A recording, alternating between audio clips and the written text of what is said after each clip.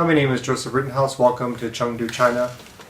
I want to go over some numbers, and then I want to talk about some concepts and some perspectives.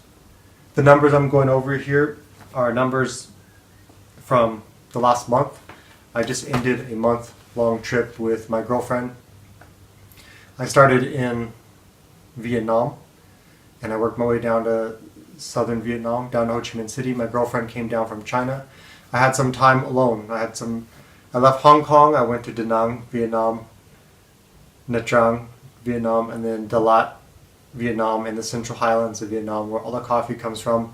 And then down in Ho Chi Minh City, Vietnam, I was waiting for my girlfriend, where she came down, and then we spent the next couple of weeks traveling together. I was keeping track of my expenses while I was by myself, and then this was my first chance to practice having a girl travel with me, and I kept track of those expenses. I started in Hong Kong. She joined me in Ho Chi Minh City, Vietnam.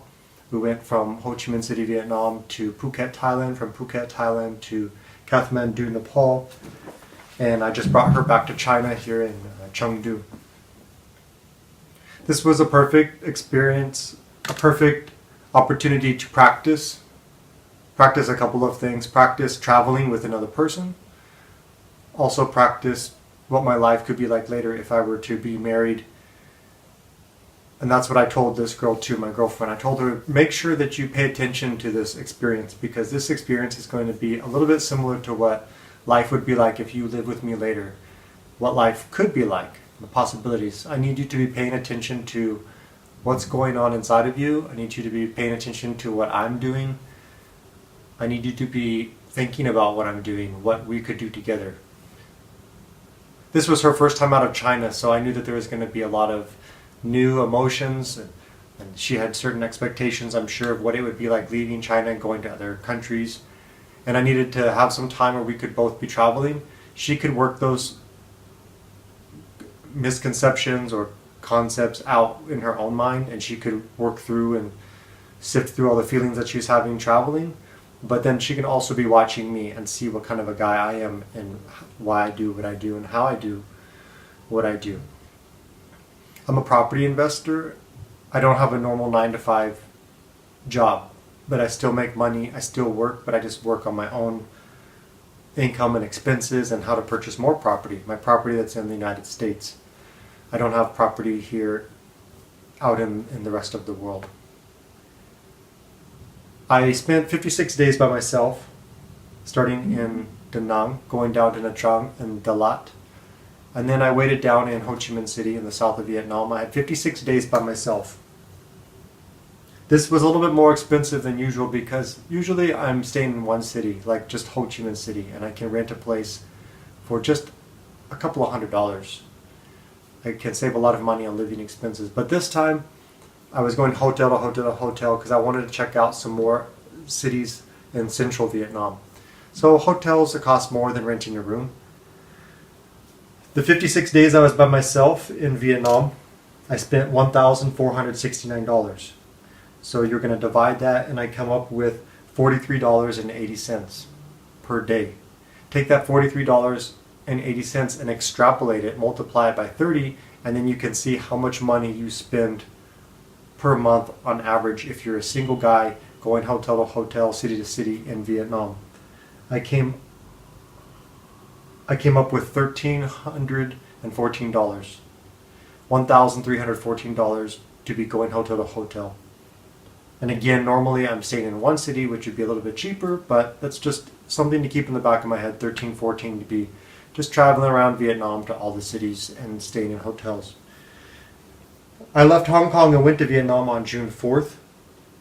My girlfriend came July 31st, and I started keeping track of expenses having another person with me. Things like your hotel and your motorcycle rental are not going to go up because you could already have another person with you on your motorcycle. You could already have another person with you in your hotel or the room that you rent, and the price is not necessarily going to go up. But other things did go up, like food and drink. Those will cost more because now it's two of you. She was with me 10 days in Vietnam before we finally left Vietnam. We spent $364 together those last 10 days in Vietnam. I take that back. I spent $364 plus $216, so that's $580. I spent $580 in 10 days. Divide that by 10, that's $58 per day for 2 people. Take that, extrapolate it over 30 days, that's $1,700, $1,740 per month. So me, a single guy in Vietnam, that's $1,314 per month. With a girlfriend, it's $1,740 per month. So it goes up a little bit, but not that much more than it was when I was by myself. And I'll explain why I chose Vietnam, Thailand, and Nepal as countries for her to go to. She had some work coming up a month after we met, so I knew we only had a month time. So I had to pick places that we can go that I thought would be interesting for her. I'm more well-traveled than her. This was her first time out of China. In Thailand, we went to Phuket, Phuket. This is a tourist trap area, a very popular place, and that's kind of why I picked it. It's a very popular place with tourists. It's almost like its own small little world. There's like so many people there. In one day, you'll meet so many different cultures. We were there for only 7 days. Spent $426. Oh wait. We spent $640. We spent $640 in 7 days. That comes out to $91 per day. Extrapolate that over a month. That's $2,742. Phuket is one of those places where the hotel is cheap. It was a great hotel with a swimming pool on the roof. That was great. And even the motorcycle, the 125cc scooter, costs less than dinner, usually. How they get you is with the food there. The food and drink is very expensive in Phuket. I think normally I would not go to a place like Phuket. It's one of those touristy places that I actually don't prefer to go to. I realize at this point that you're usually better off going into one of the outlying cities where you can have just as much fun with the locals and everything is a normal price, not the tourist price. And then finally we went to Kathmandu, Nepal. We spent 10 days in Kathmandu. That was $435 for 10 days, which comes out to $43.58 per day. In a month, $43.50 times 30 days, that would be $1,305 for 2 people in a month in Kathmandu. These destinations, I'm not including the flight tickets, because flight tickets can vary by a couple of $100s depending on what time of the season that you go. Also, the longer that you stay somewhere, the less of an impact the flight ticket has on your expenses. Her flying from Shanghai to Ho Chi Minh City was a $250 one-way ticket for one person. Us 2 people flying from Ho Chi Minh City to Phuket, Thailand was $293. 2 people flying from Phuket, Thailand to Kathmandu, Nepal was $441. 2 people flying from Kathmandu, Nepal to Chengdu, China here was $499. Those prices of those tickets you can move them around, and that's how come I don't include them, because I'm more interested in the day-to-day cost. What's going to really burn through your money over a long period of time. That's what's more important to me. The reason why I picked these 3 places, like I mentioned before, this was her first time out of China. I was already in Vietnam. I had seen her up in China. I had gone down to Hong Kong for a little bit and then down to Vietnam. I love Vietnam. I speak Chinese and I spend a lot of time with the Chinese culture. I also love Vietnamese culture for the differences from the Chinese culture. I love the Vietnamese because they're really tough people. They're very eccentric people, eclectic mixture of many different types of cultures and ideas, and I think that's why they're so cool and why I really love their culture. But I also realized that there's some history there, a little bit of overlap in appearance of the culture with the Vietnamese and Han Chinese. She's Han Chinese, which is the most common type of Chinese person you're going to meet. That's the biggest ethnic group in China is Han Chinese. And I thought having her come to Vietnam would be a good opportunity for her to see people who are a little bit similar, but yet very different. Kind of like why it would be good for an American to go to England to see some white people who are similar but yet different. You can feel it when you're in England. You can tell that they're not like me, but yet they're like me, but they're not like me. So I wanted her to see how, wow, people can be kind of similar to me, but yet very different and live really happy, interesting lives, really fun lives. So I wanted her to see that. And then I wanted to pick a very popular place where she could meet more tourists than she's ever met in her entire life. Even a big city in China does not have as many foreign people out on the street as you will see in some of these smaller places like Ho Chi Minh City or Phuket, Thailand. These places have a lot of dense areas with foreigners, even more foreigners than I'll see in, say, for example, Beijing. If you go to a tourist area in Beijing, you'll see a handful of tourists, but if you go to Ho Chi Minh City, there's certain areas where it's just tons of tourists, and if you go to like Phuket, Thailand, it was a ton of cultures. It was a little world there, and I wanted her to see that. I wanted her to be kind of shocked a little bit and see, wow, there's so many people out there in the world. And I think that's what she got out of it. In one day, you would see all the skin colors. You would hear 7 different languages. You would see people from the African continent. You would see people from the Middle East. You would see Europeans. You would see white people that were taller than me, that were shorter than me. And I wanted her to see, wow, this is a big world, and there's so many different kinds of people out there. Nepal, I had never been to Nepal, and she had never been to Nepal before either. The reason why I chose Kathmandu, Nepal, was like also for the shock factor. I wanted her to go somewhere where it would challenge her expectations and maybe even intentionally disappoint her. There's a lot of expectations of what Nepal is going to be like. It's very romantic on television. Every country does this. Every city has to do this for their tourism. They have to upplay things. If you've got panda bears like in Chengdu, China, they've got to play it up because that's kind of brings a lot of tourism to their city. That's the theme of Chengdu, China here. And Nepal has to play up the theme of mountains and spirituality and the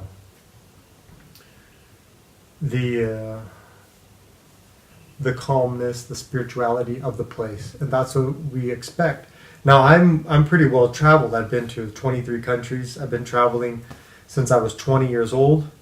I've learned 4 languages. I've lived in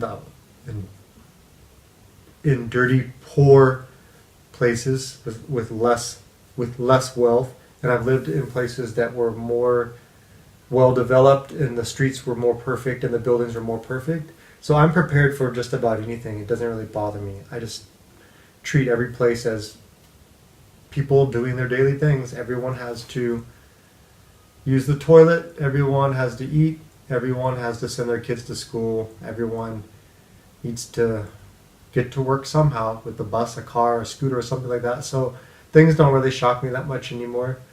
But for her, I wanted to challenge her thinking and her expectations. I kind of could tell why she wanted to go to Nepal, because it's similar to Tibet. It's got the romance of the spirituality and the colorful clothing and the beautiful people. It's just really exotic and interesting. And when we got there, it was not what you would expect. In Kathmandu, the GDP per capita, how much money someone makes, I think it was $200 per month, US dollars per month. The infrastructure is still coming up. Not that I want it to come up.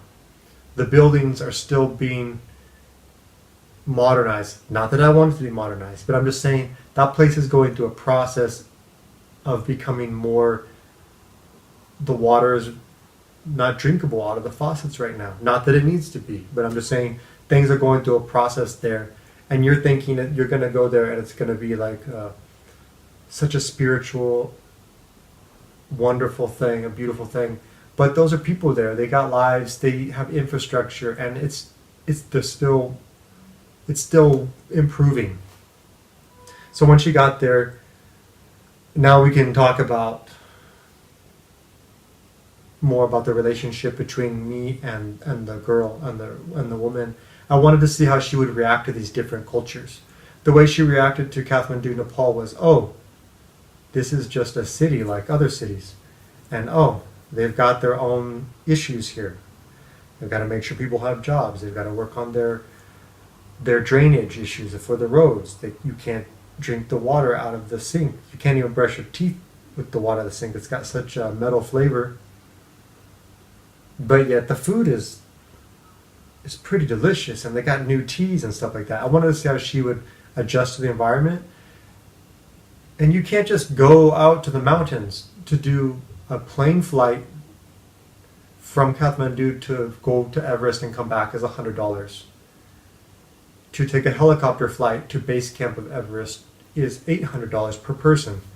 And if you want to go hiking or trekking, as they call it, it's going to be like a 5 or 10 day ordeal.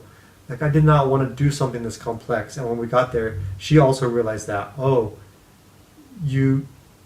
she's not the kind of person that takes pictures of herself, but she realized it was not one of these places where you're going to be taking selfies of you on the mountain with your North Face gear and you're in the snow and looking so cool and beautiful and you're at the temples praying and stuff like that. It's a real city with real people, and they have real things that they're working on in the city. So she dealt with it well. We got there. She was like, oh, okay, not exactly what I expected it to be, but hey, we can have some fun. We can look at it's got its own beauty. You got to get used to people lying to you about the prices of things, just like anywhere. But once we got settled in, she's like, oh, let's just have fun.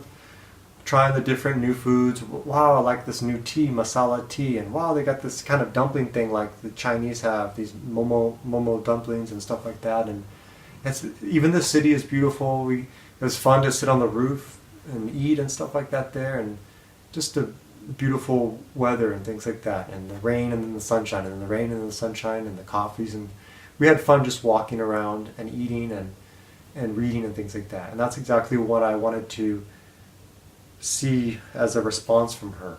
I've said before that the woman that you choose as a man is going to be the mother of your children.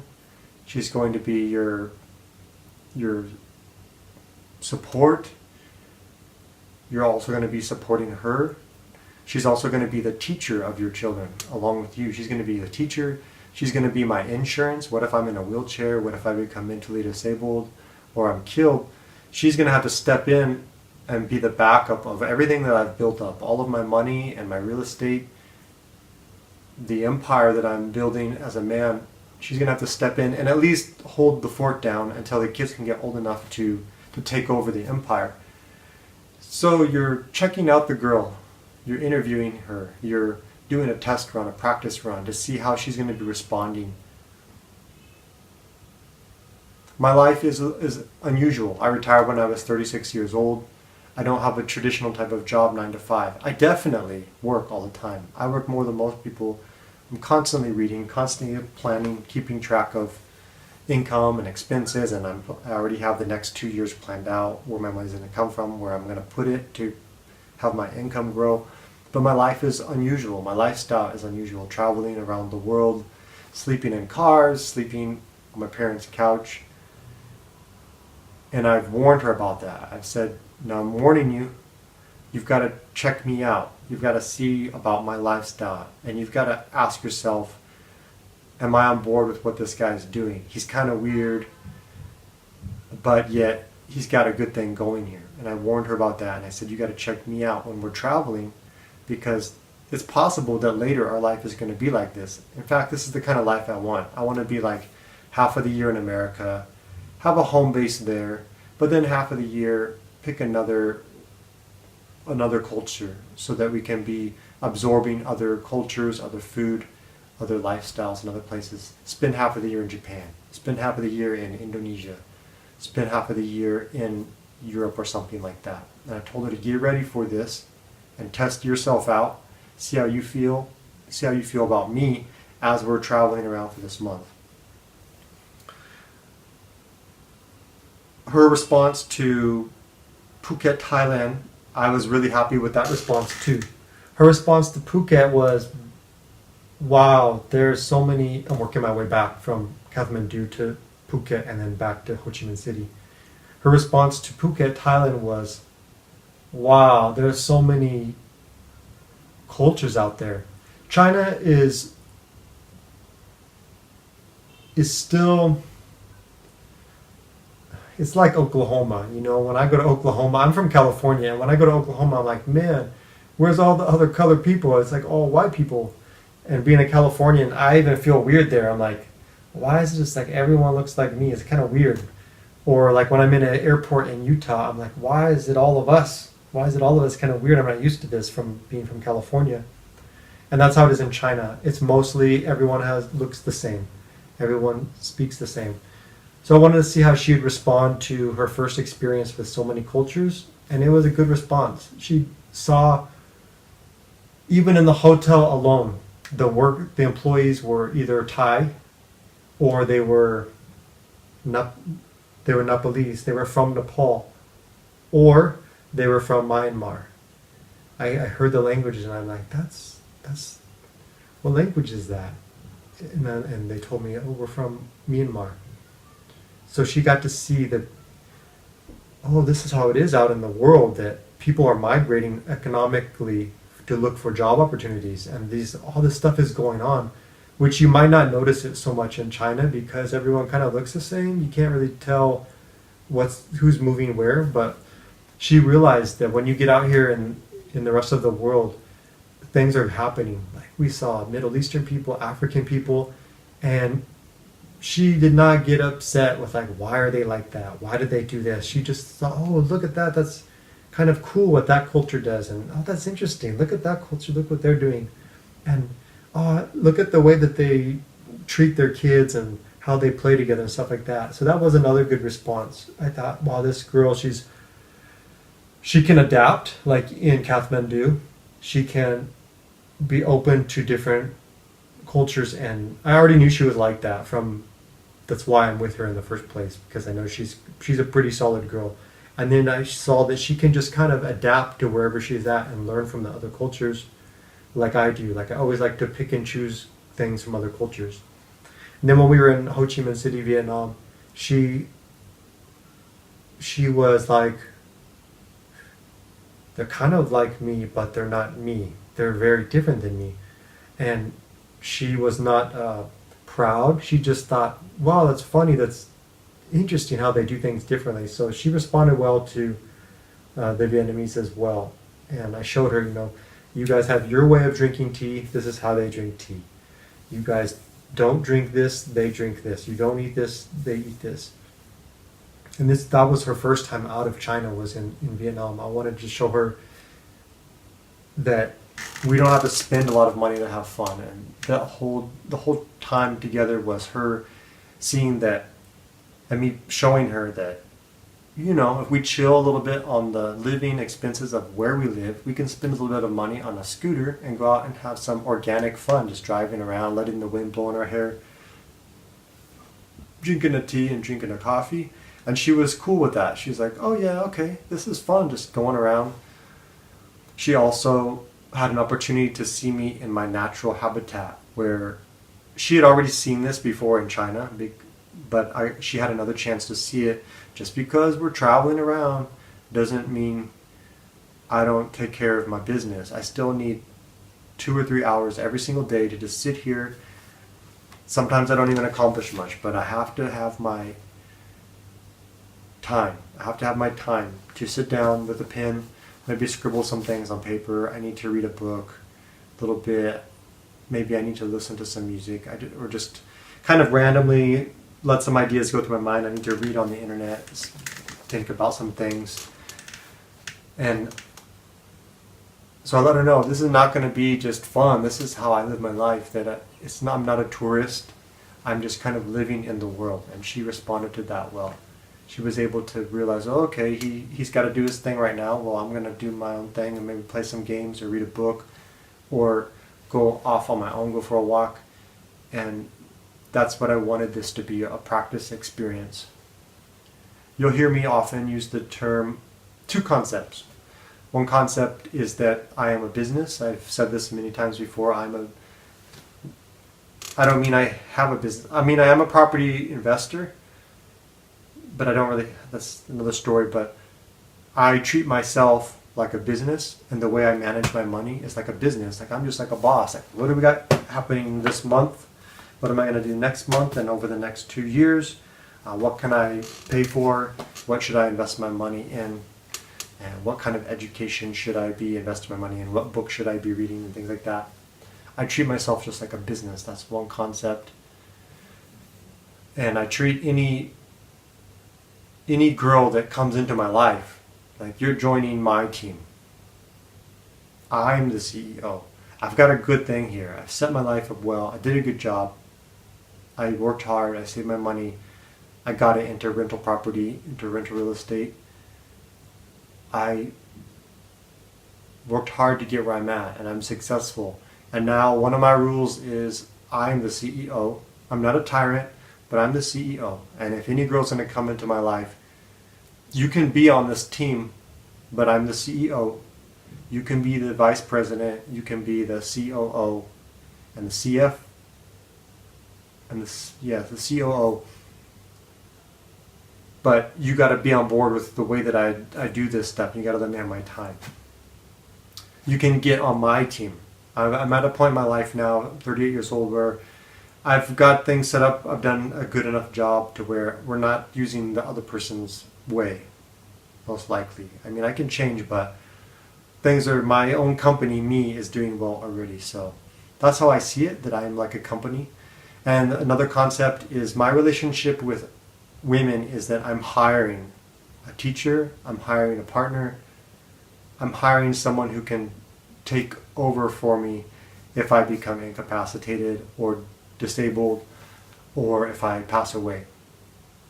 And so this whole process, and I told her, this is us trying each other out, and you got to be trying me out. You got to ask yourself, do you want to be living this kind of life where you're traveling around a little bit here and there, but then you're, do you want this life? You got to try me out. I'll use terms like interviewing the girl, trying the girl out. It's practice, because that's what I think it is. Yes, relationship with the woman is romantic, but practically speaking, most of the time it's going to be practical matters of how are you going to take care of your family business, how are you going to take care of your income, your expenses, who's going to take the kids to school, how do you clean up, how do you eat, things like that, real practical things. The romantic part of the relationship is going to be a small part, and I've even told her that. Let's be honest here. Most of the time, do you want to be looking at my face every single day? Do you want to be watching me like studying and reading? And I got my little weird habits that I have and stuff like that, and I told her that you got to be trying me out and testing me out. And not so much about her, but just people in particular. I grew up in a middle-class family, blue-collar jobs, and now I'm trying to change that and getting us into the upper class or whatever, increasing our net worth, increasing our income. And I've already done that. I retired when I was 36 years old. Like I've said before, I'm a psychologist, anthropologist, not licensed, but that's what my education is in. And the process of becoming wealthy is largely a psychological thing. If you take care of yourself in here, then the money comes just as a result of you taking care of yourself. And the happiness that I feel now does not come from me traveling outside in. It comes from inside out. I was already like this which caused the money to come. I was already like this, which causes me to be happy wherever I go. It's very fascinating, the types of things that people get hung up on. You'd be surprised. You hear girls say, I want to get married to a rich guy and drive a beautiful car, and we're going to be on a sailboat. Like Jim Rohn said, a girl wants you to conquer the world and then be home by 5 for dinner. Or a girl wants to marry the baseball player, but she doesn't like the baseball player's lifestyle. It doesn't work. You can't have a guy conquering the world and then you guys are living the usual middle class life. You can't have a superstar and then live the middle class life. You are going to be changing mentally, and you've got to have a girl that's capable of changing mentally, and here, like, the paradigms, the way you see the world are going to be changed a lot. And I've warned not only my girlfriend, but I've also warned my friends and family. I'm like, I'm starting to go through different phases, and I'm just warning you as you come with me or we go through this. I'm warning you because I'm maybe a couple of steps ahead of them, that it's going to be a big challenge to hear and hear, because you're going to be asking yourself, what is going on here? Who am I and what am I? Girls say, I'm going to marry a rich guy and I'm going to wear a beautiful dress and be traveling around the world. Now these are girls that are working at Bed Bath & Beyond. These are girls that are working at like the cafe. They do not realize what kind of a life it would take. Not so much what you would do, but even what you would not do to have that kind of life. Like, do you realize what a guy would be doing who's that successful to where you guys have a sailboat, an airplane, and a mansion? Do you realize how hard that guy would be working, how long he would be gone? He would probably be weird. He'd probably be one of those weird guys where he has to have his time. He's got to do his thing. He's got to go work on his health. This is not an average guy. And it would go for women too. You think I'm just going to go marry a Beyonce or a... Who's the...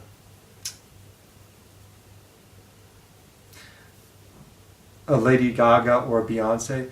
Do you think I could hang with them?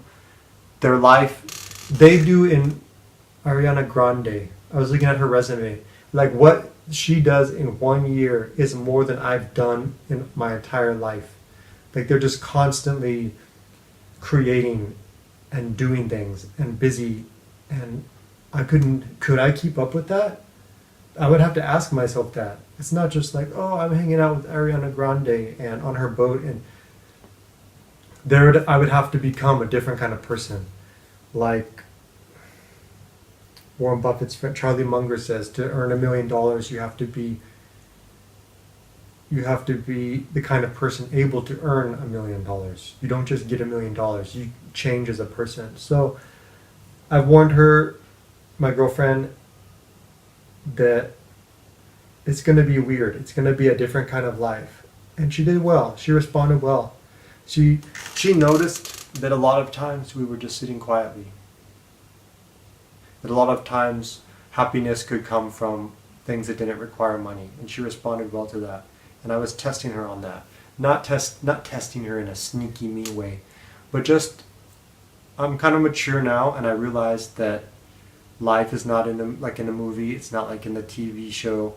And a lot of life is just sitting around reading, planning, taking care of practical matters. And I just wanted to make sure that she was on the same page and she could understand that a lot of time that we're going to be together is going to be just taking care of practical matters. We might be traveling around the world, but I wanted to make this a practice run. And I recommend that you do the same thing. With anytime you go on a date, you see it as an audition, you see it as a practice run, that you're meeting people to learn things about the opposite sex and also kind of test them out. You're going to spend a lot of time with your spouse. I'm 38 years old, and if I get married and have kids, I'm going to spend more time with this girl than I have spent not with her.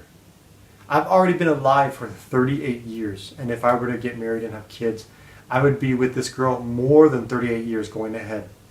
Like, this is the biggest decision you've ever made in your life. This is going to be, this is going to make college look like nothing. This is going to make your career look like nothing. Your relationship should require more study, preparation, and thinking than your college degree. Your relationship with your spouse should require more thought and energy and planning than you do for your career. And yet some people are just like, bloop, bloop, bloop, bloop. Let's hang out, let's get married. Hey everyone, I got married. Like, what?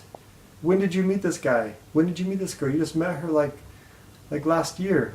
But yet when it comes to college, they're like, let me write it down, let me plan it, let me watch some videos about it, let me go to a presentation about it. Same thing with money. It's like the most important thing they study the least and they prepare the least for. Relationships, the most important thing, they like wait till the last minute and just hook up with some guy. I'm like, no, that was like the biggest decision. That was more important than your college or your career. You're going to be with this person for 40 or 50 years. I think I covered everything. Went over some numbers. I showed her. I said, you see what I'm doing? You see how I'm writing down the numbers? This lets me know what we can do and what we can't do. If the numbers look good, we can keep traveling as long as we want. You see why I keep track of these numbers. If you don't measure it, you can't manage it. If you're not measuring your money every month, every week, you can't manage it. You don't know where you're coming from and where you're going. So I showed her, this is why I need to do this. This is why I need to study. And this is why you got to give me some time to take care of this. If you let me take care of this, then I can take care of us. But you got to give me time to take care of the money. I'm the CEO. This is my job. I'm the captain of the ship. And she understood that. Oh, okay.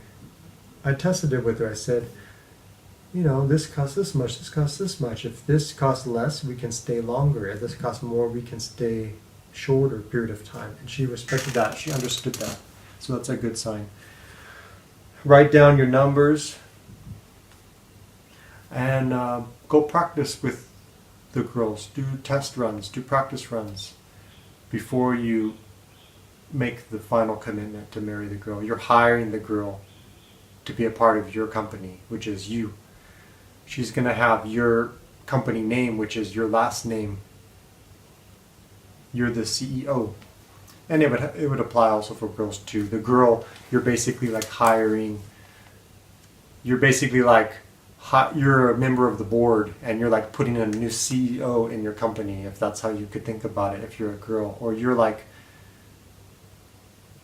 the defensive coach or the offensive coach in a football team, and when you pick the man, you're like picking the head coach or something like that, From Chengdu, China. I will see you later.